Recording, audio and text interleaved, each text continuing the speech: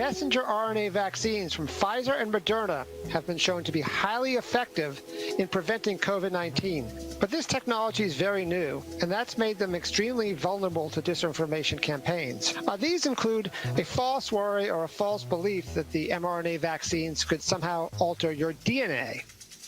So, are mRNA vaccines actually risky? These are the facts that you need to know.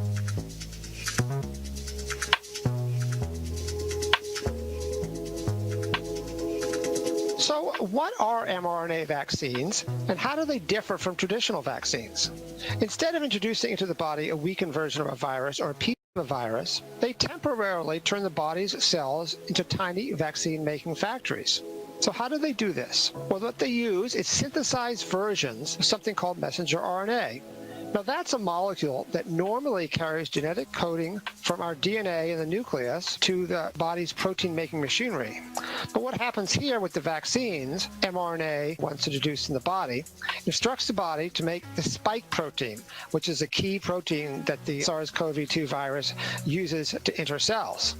And now this, in turn, stimulates the body to make long-lasting antibodies to the coronavirus. Messenger RNA vaccines are quicker to develop than traditional ones because production doesn't require growing live viruses or viral proteins inside live cells. Also, messenger RNA's modular nature makes designing vaccines relatively straightforward. In the case of Moderna's vaccine, it took only a few days for researchers to come up with the messenger RNA sequence that is used in the actual vaccine. So what type of disinformation is actually being spread about mRNA vaccines?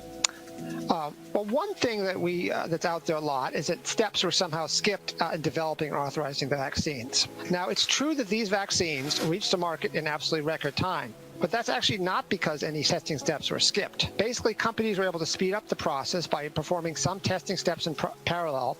And in addition, especially in the case of Moderna's vaccine, the U.S. government took big financial risks by paying to gear up manufacturing well before the results were in.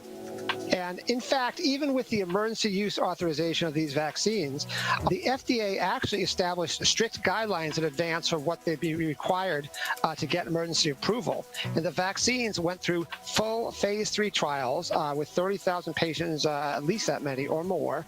And they were required to show more than 50% efficacy in preventing symptomatic disease. And the two messenger RNA vaccines easily outperformed that standard.